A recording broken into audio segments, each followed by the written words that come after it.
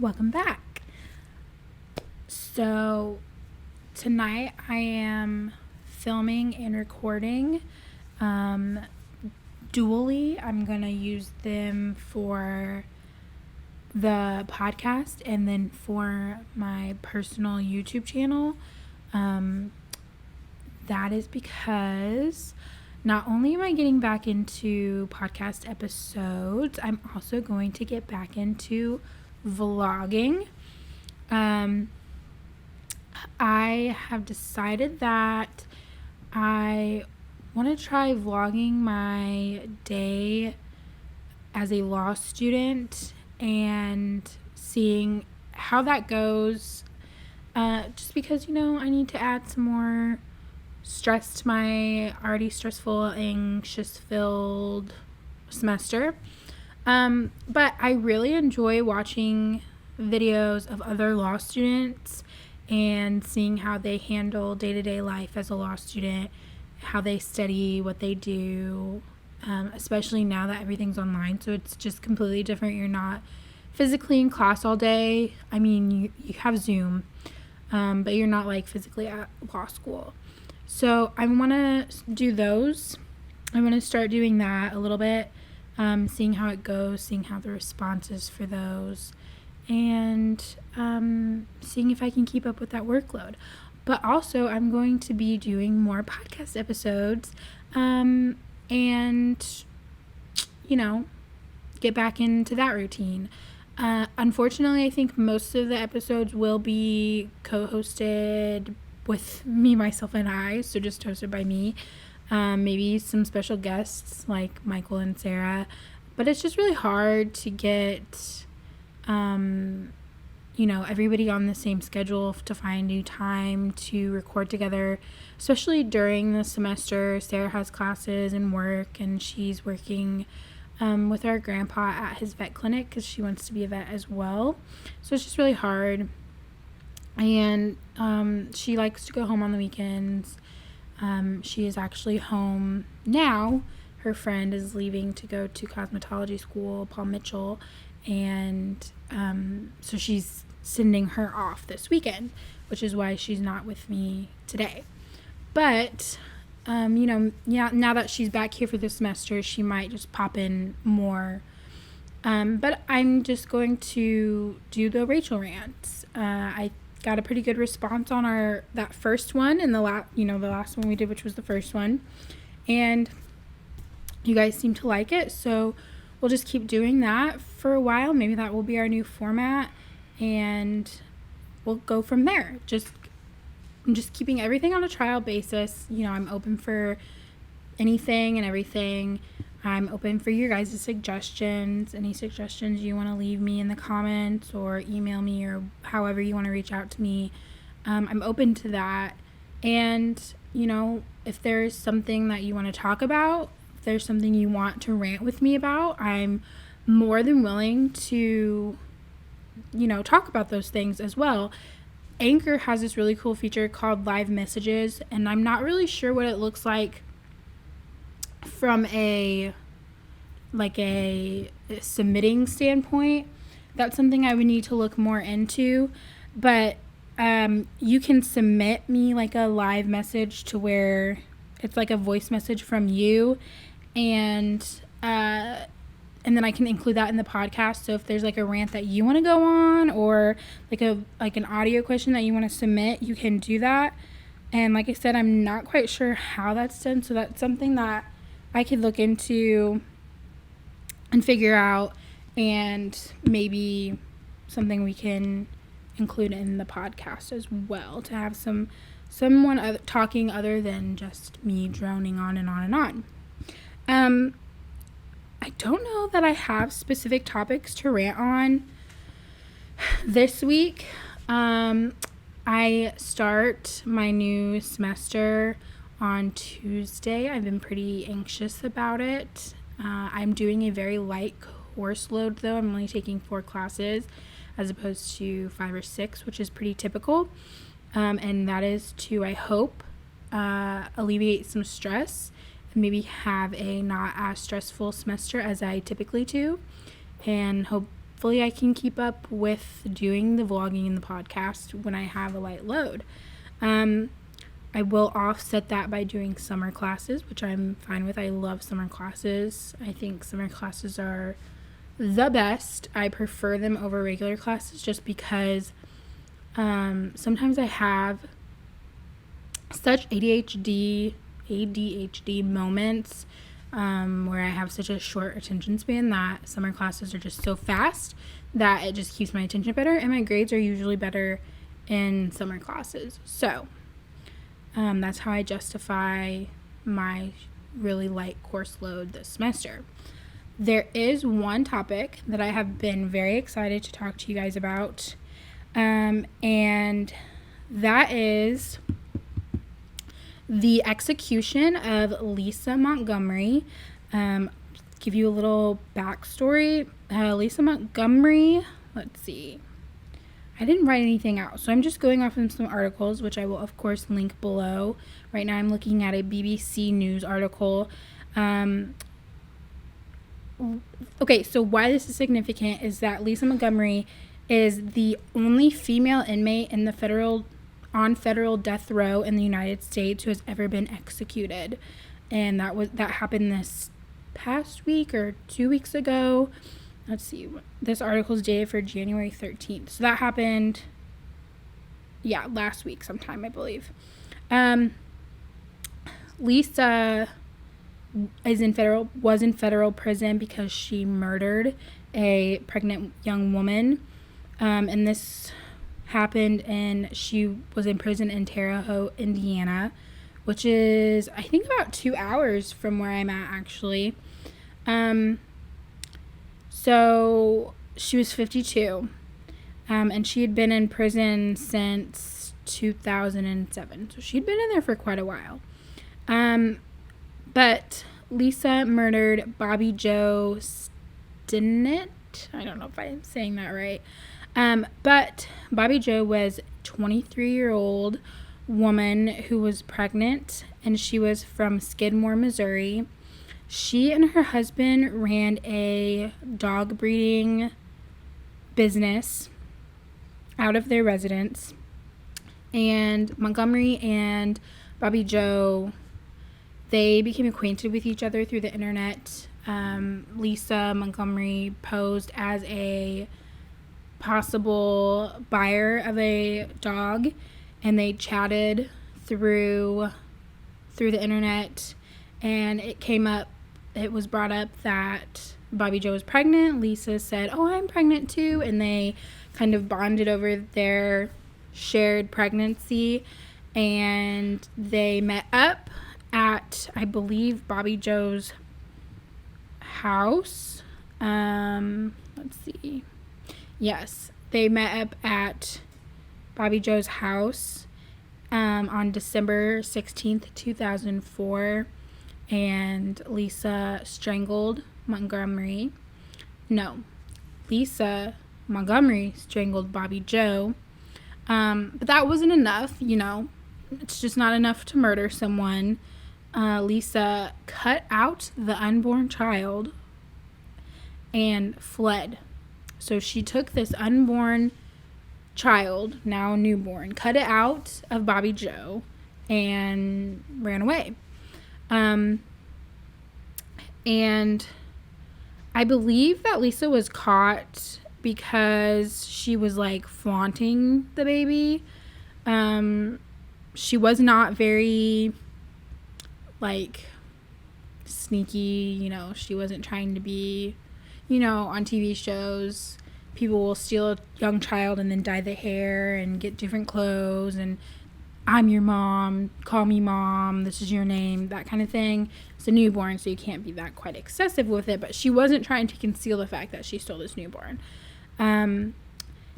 Lisa had many miscarriages, and there were often times that she would tell people that she was pregnant when she was not actually pregnant.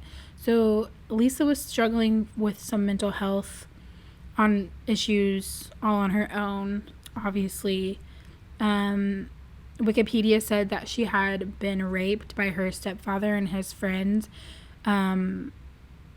from 11 and on up.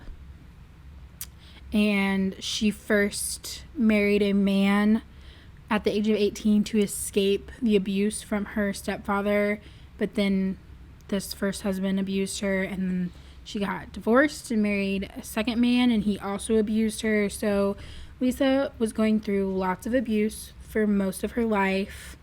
It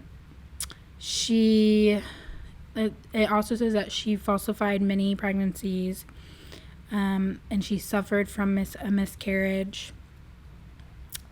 And that's what they believe led her to strangle Bobby Joe and steal a child, was the miscarriage.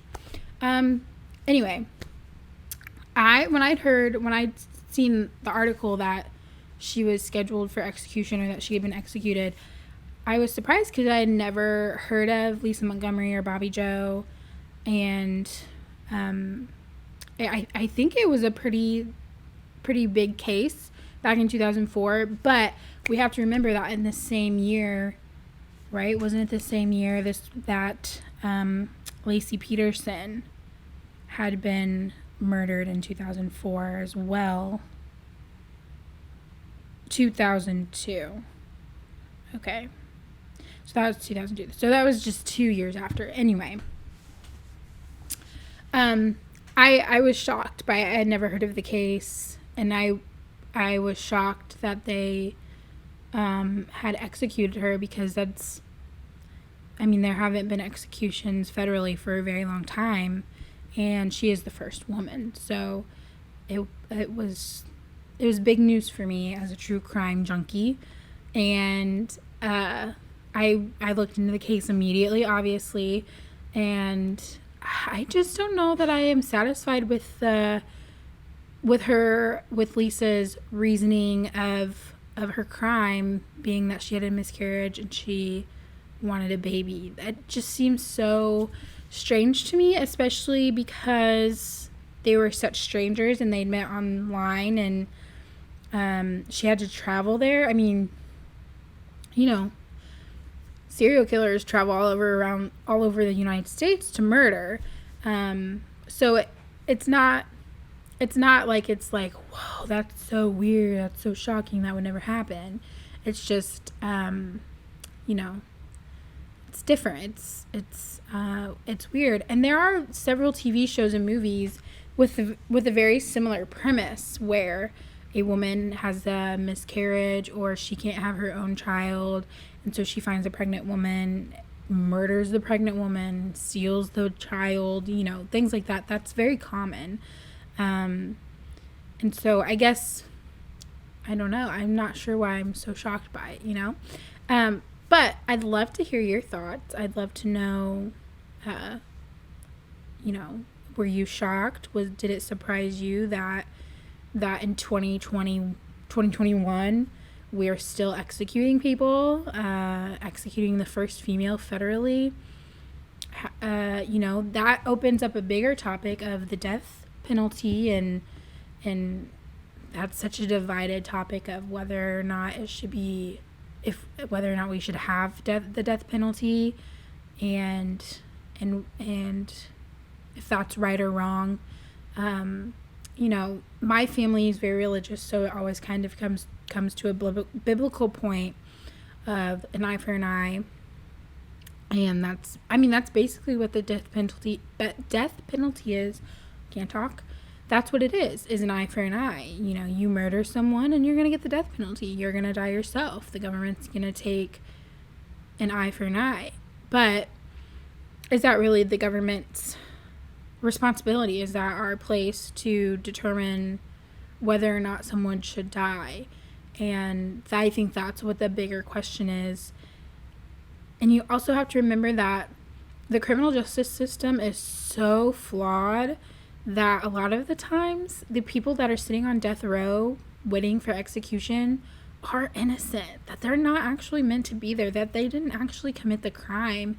And an even harder thing to remember for Caucasian people of white privilege, is that most of those people are black, or people of color.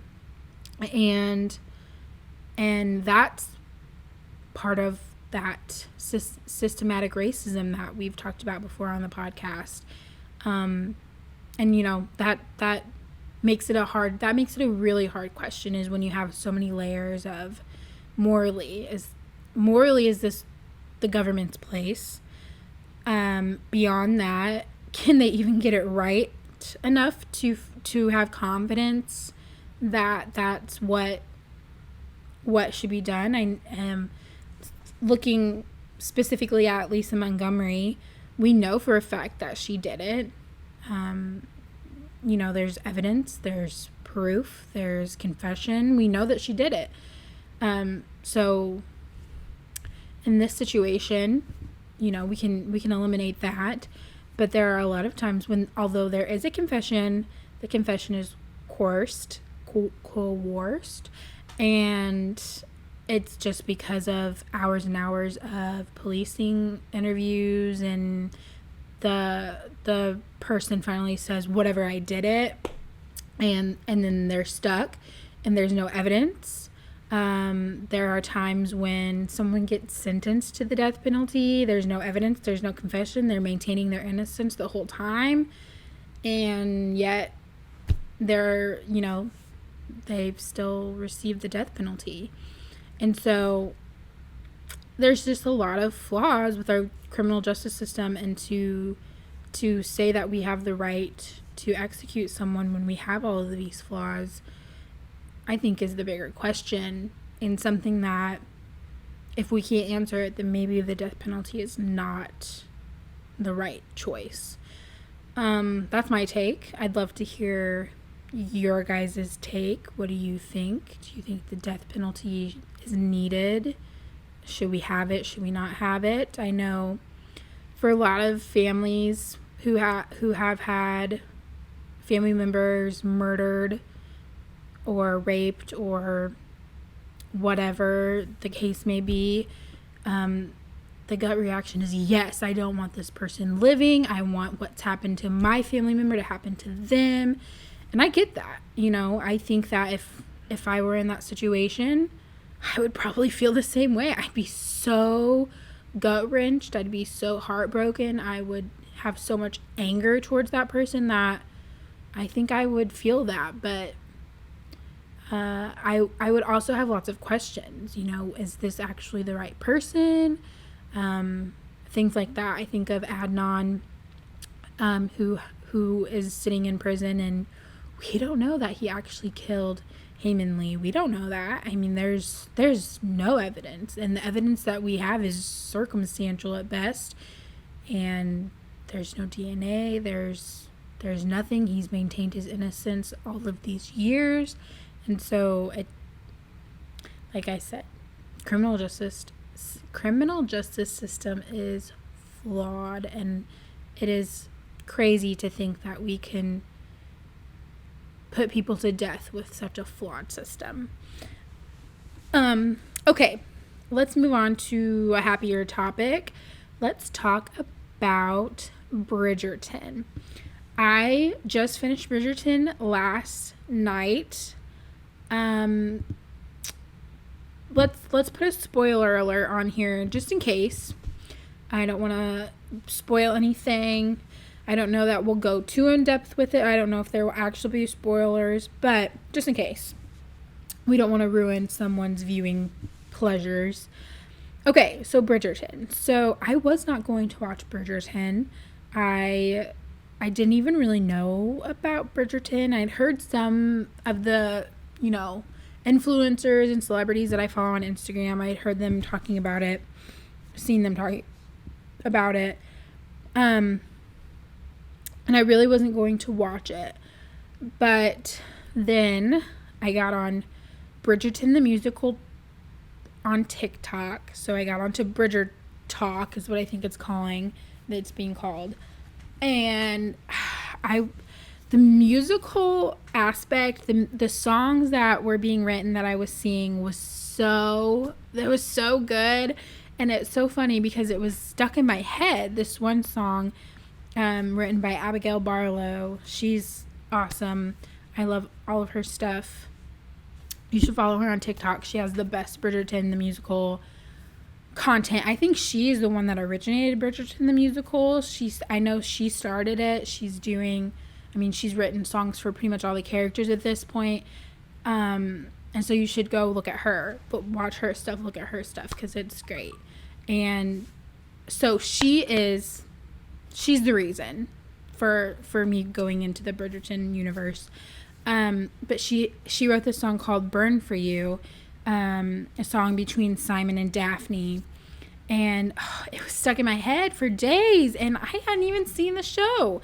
And so I was like, okay, I have to watch it. I'm singing this song that I have no idea what it's actually about. I've never seen the show. And so I have to watch it. I have to know what this song is about. And so I started it. I started it Friday, and I watched all the episodes Friday except for the last episode 8. And it was late. I was like, I have to sleep. And so I finished the last episode last night. I hope that there's a season 2.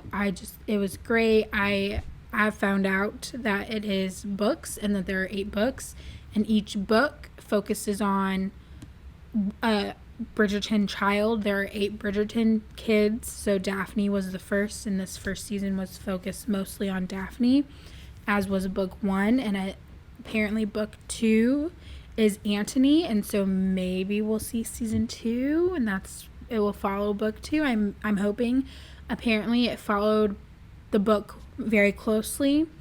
I am interested in reading the books, because I used to have this policy of I have to read the book before I watch the adaptation, and I don't really follow that policy very closely anymore, because it's hard. I can't read as much as I used to be able to, just because I read so much for law school that by the end of the night I don't want to read. I want to watch shows. I just want to have this like mindless, I don't want my eyes to have to work. I don't want my brain to have to work. I just want to be able to watch a show and just, so I don't read as much. And I'm currently working on the Harry Potter series. And so so once I get done with the Harry Potter series, I will probably start the Bridgerton series. But I didn't want to wait that long to watch the show. So I watched the show, and then I hope I can go back to the books. But it is really good. And the first 5 minutes of the very first episode, I was just caught up, and I was like, wow, this is great. Like, I was just caught up in it. So I recommend it. If you liked Downton Abbey, I think you would like Bridgerton. It's kind of like a modern version of Bridgerton. Kind of, I don't know, it reminded me a lot of Pride and Prejudice. It reminded me a lot of like any Jane Austen book, really. I love Jane Austen. I love Emma. I love Pride and Prejudice. I loved, it's not Jane Austen, Jane Eyre, which is kind of similar. Kind of that two characters who don't like each other, and they end up falling in love. Kind of like that. So, it was good. I really enjoyed it. The storylines were great. Also, it reminded me of Gossip Girl. Because there's Mrs. Whistledown, who would be like Gossip Girl. She kind of narrates the show. She's like a gossip columnist. So it very much gave me Gossip Girl vibes. And at the end of this season, at the end of season 1, y'all, we learned who Mrs. Whistledown was. So not like Gossip Girl, and the fact that it's going to string us along and then give us a trash ending. It shows you at the end of season 1, episode 8, the very last scene, we find out who Mrs. Whistledown was, and you won't be disappointed. I promise you won't be. It's not like Dan Humphrey being Gossip Girl. No. It's a good twist. So I recommend Bridgerton. I don't know that I recommend Gossip Girl. I watched it just because at the time that I watched it, there was so much hype. I think I watched it last year, or maybe the year before that. So I didn't ever watch it while it was on TV. I just watched it because there was some re-hype for it. I don't know. It's my sister's comfort show. My sister loves Gossip Girl. It's her comfort show. And I don't feel the same way. My comfort show is Friends. What's your comfort show? I do want to know that. Tell me your guys' comfort show. Because I'm always looking for new shows to watch. So let me know your comfort show. I'll check it out. Because watching TV is a way that helps me relax during the semester. Something that's kind of mindless for me. So I'm always looking for good TV shows. So let me know your comfort show. I'm currently working on The Big Bang Theory. I love The Big Bang Theory. I think it's great. It makes me want to watch Star Trek, which is so funny. My dad loves Star Trek, and now because of all of the references in Big Bang Theory to Star Trek and all of the cameos that Star Trek actors make, like Will Wheaton is in it. The actor who played Data was in it. There are some Star Wars references, but not as much as Star Trek. And so Carrie Fisher's made cameo. So I want to watch Star Trek. So eventually I'll get down to Star Trek. I think I'm going to make Michael watch Star Trek with me. And our deal is we'll watch Star Trek, but I have to watch Star Wars. I don't know. I never really could get into Star Wars. But I don't know. My change is ever evolving, and who knows what could happen. I think everybody's change ever evolves, and I like being open to those possibilities, and I love taking recommendations. So leave me your comfort shows. Let me know what you thought of Bridgerton. And let's see, is there anything else that I wanted to talk about? I don't think so. I think that's it. I don't want to make anything political this week. Not feeling that. I want this to be a space in an episode where you can go and avoid all of that, because everybody needs that for sure. So I think that's it for this week. We'll just kind of keep it short and sweet and to the point, even though that's not what happened at all, and I'm never to the point, but you know. I will say one thing. The inauguration is, when is it? Wednesday? Is that right? Let's see. It is Wednesday. So, I just want everyone to be safe. I don't know what's going to happen. I know in Illinois, Pritzker has called in the National Guard. They're at the Capitol this week. And so, I think people are expecting the worst. We're expecting the worst and hoping for the best, is my new favorite saying. So just be safe. Don't do anything crazy. Be gracious. People are still human. Love everybody. You know, let's just not forget that we need to be kind. And let's just keep that in mind as we go through this week. We need to be kind. It doesn't matter your political stance, your political views. Kind to everybody. Hopefully they'll be kind back to you. We'll get through it. Hopefully it will be okay, and we'll make it through, but we'll see. So with that being said, I hope you all have a great week. I will talk to you all next week. I think I'm going to stick with Saturday podcast episodes. So I will talk to you then. Check out my personal YouTube channel, which is Rachel Hampelman. I will link it below for some law school vlogs if you're interested in that. If there's any other YouTube content you would like to see, let me know. I bake on my personal channel sometimes, so we'll just see what happens down there. If there's anything you want, let me know. If there's any topics that you want to talk about, that you want to hear me rant about on the podcast, again, let me know. But that's it. Have a great week, everyone. I will see and talk to you next week.